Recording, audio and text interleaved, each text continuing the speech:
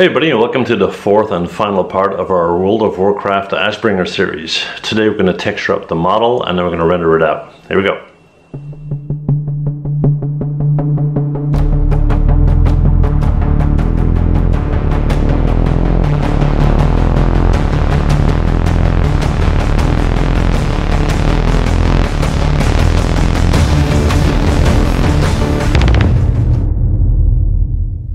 Hey guys, and welcome back to the final part of our World of Warcraft Ashbringer series. Now, we did some modeling in Maya, some UVing in Maya, some sculpting in ZBrush, and today we're going to be doing texturing in Substance Painter.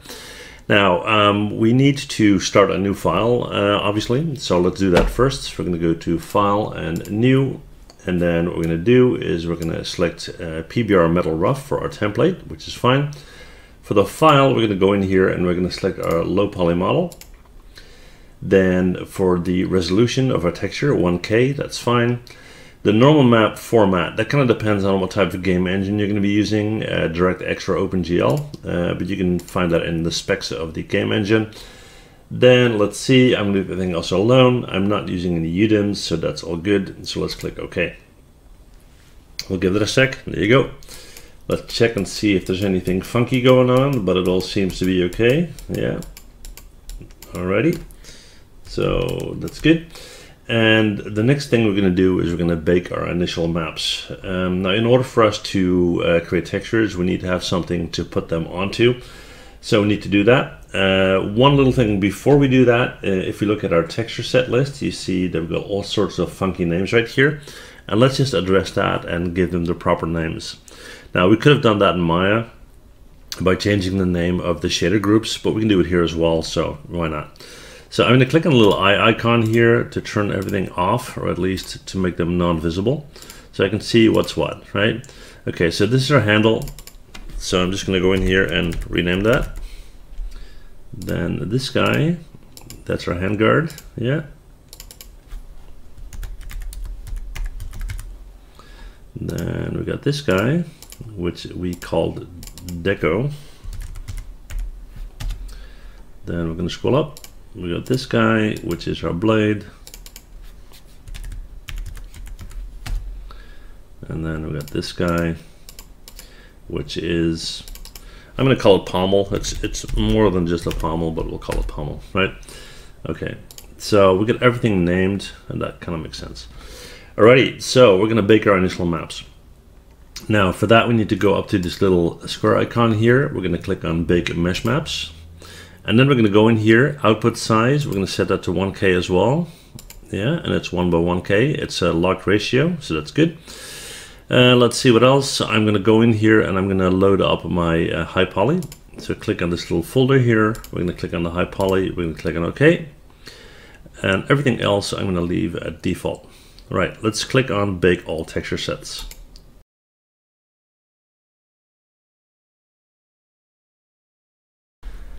Alrighty, so we've got check marks all over, all good.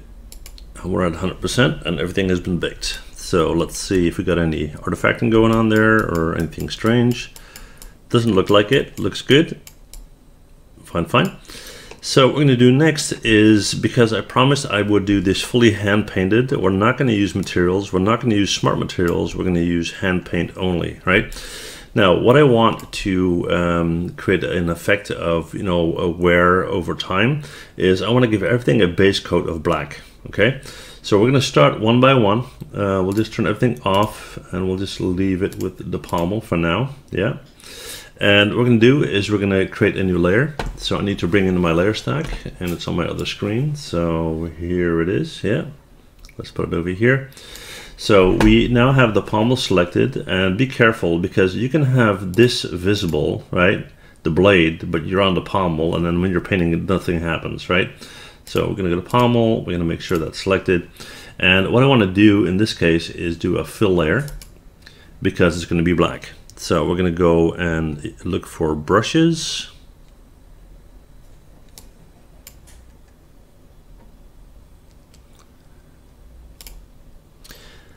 And it doesn't really matter what type of brush in this case. So we're going to take this guy, we're going to go in here, we're going to change the color to black. And there you go. Because the fill layer, it's now all black, right? And you can go in here if you want and rename it, just to be precise. And then we're going to go to the next one, and we'll do the same thing. So we're going to go to fill layer. We'll change that to black.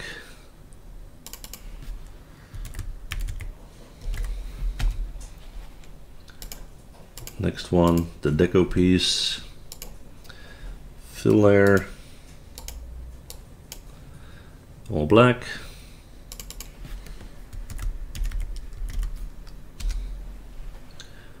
We'll go to our handguard,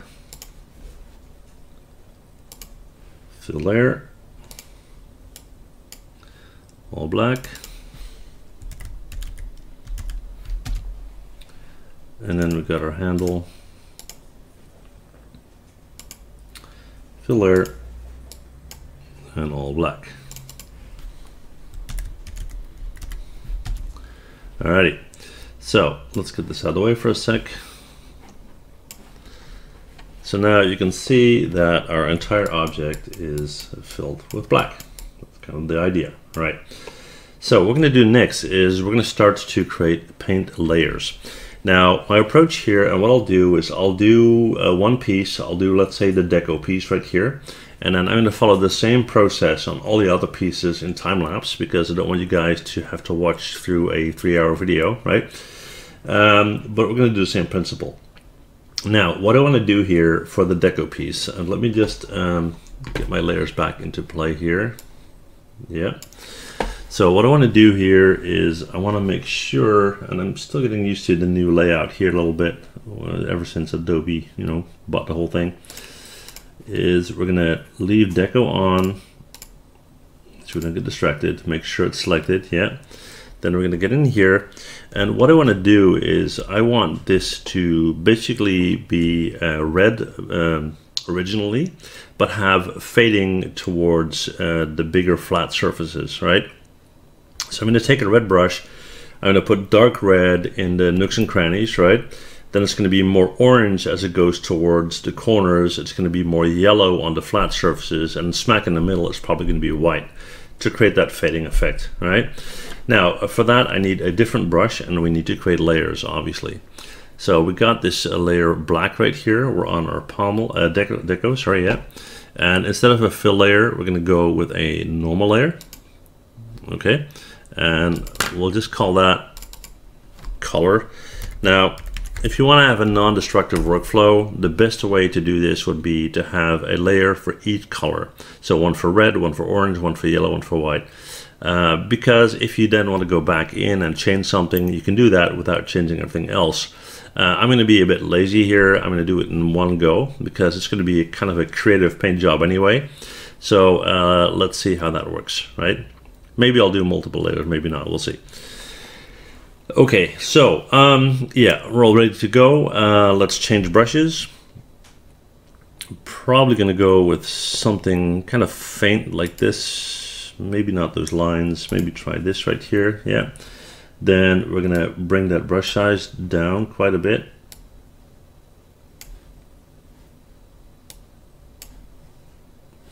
Yeah, we're going to reduce that flow.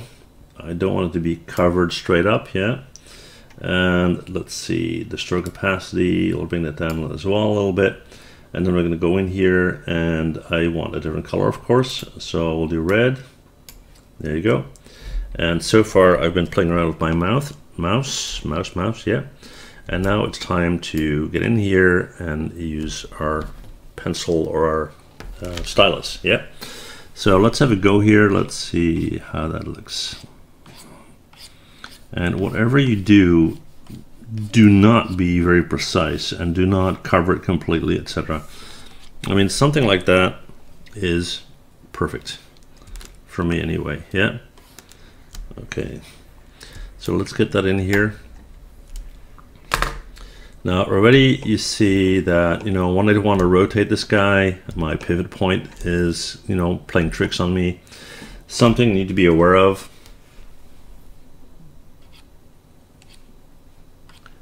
And I'm just really going to hit this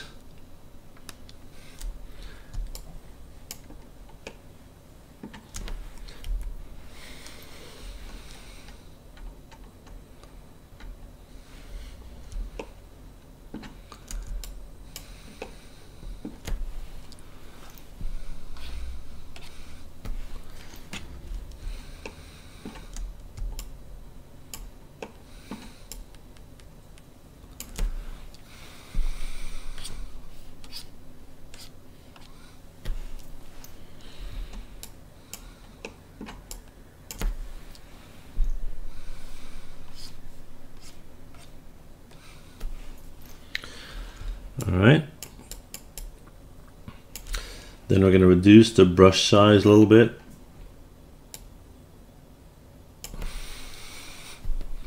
Now let's get in here just a little.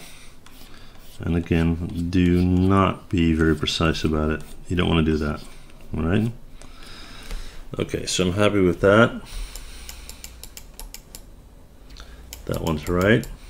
Okay. Now I'm going to go with multiple layers, right? So we're going to call this red. And then we can add a new layer on top, and we'll call that orange. And we'll go in here and we'll change the color.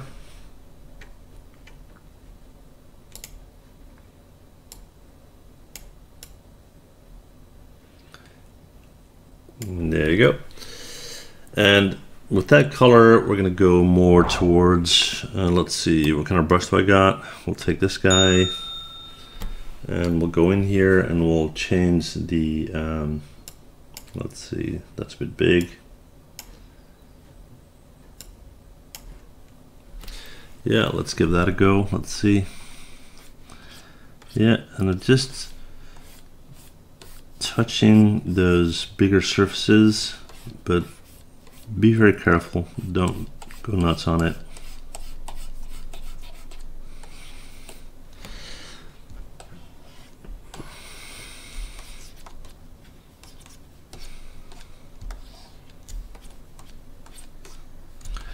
We just really want a hint of the color.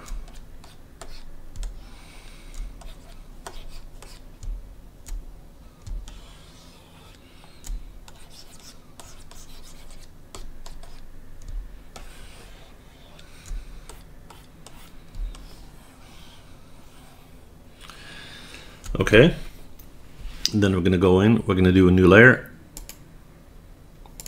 Let's call that yellow. And for that one, obviously, we're going to change the color.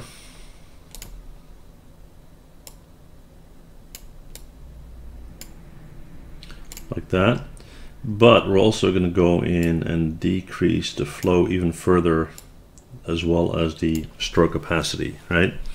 And we're going to go, that's way too much. We're going to go more and more towards the center, right? So let me just bring that way down.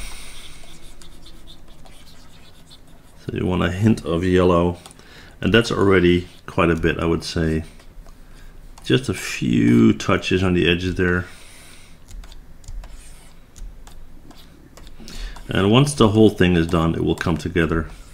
I mean, right now, it kind of looks like it doesn't tie in, but it'll be okay. Yeah. So basically, that's going to be my approach on the entire model. So every piece is going to be built up in layers. So just to recap, we have our black base layer, we have red, orange, yellow, and you can even do a hint of white. Now I'll probably do some white on the blade to kind of create a reflective idea, but we'll see, right? Now let's see if there's anything here that we need to adjust or look at or do or whatnot. Okay.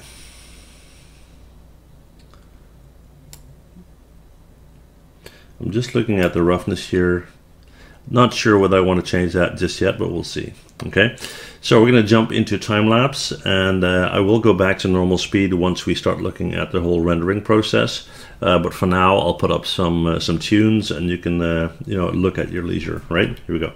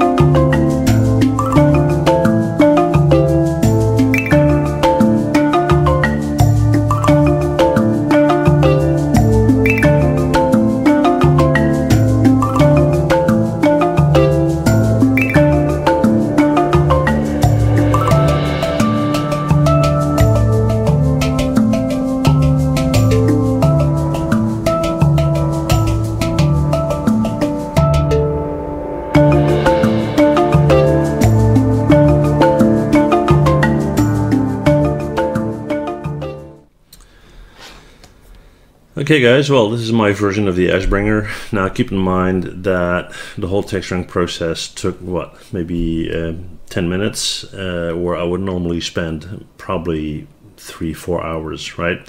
So don't give me too much of a hard time on that. It's about the process, it's not about the end product here, right? Okay, so now that we have that, we can go into the rendering process. Now for that, we're going to go up here to mode. We're going to go to rendering. It's going to warm up. Usually that takes a couple of seconds, so not too bad. Popped right in. And then we have a couple of things we can choose from. We have the number of samples we can choose from to get a higher quality render. But let's start with something else. We're going to go in here, and I kind of want to change that backdrop, right?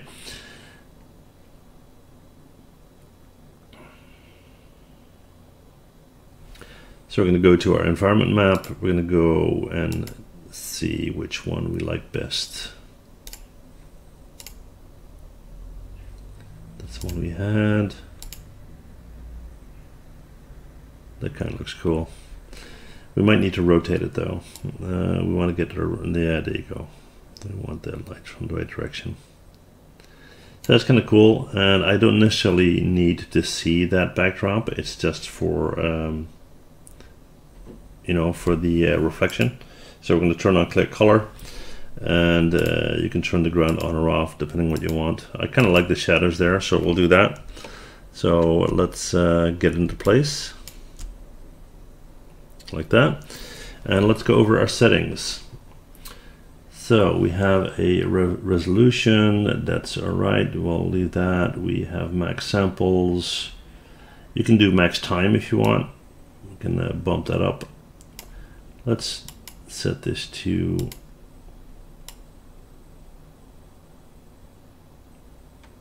I'll do 10 minutes on that. Okay, what else? We might want to change that resolution. So 1920 by, let's do 1080.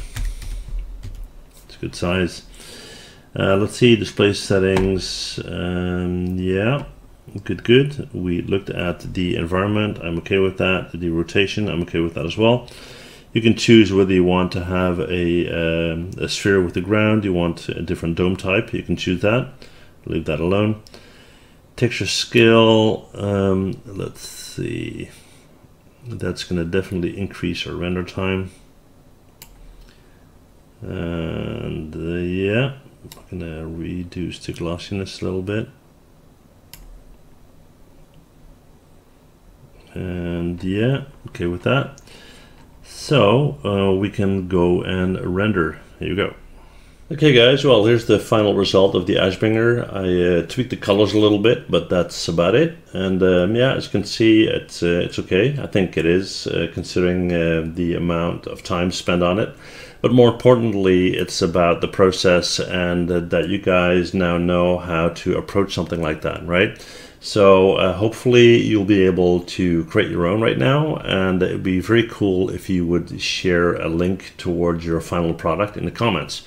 And let me know what you think about this kind of video, right?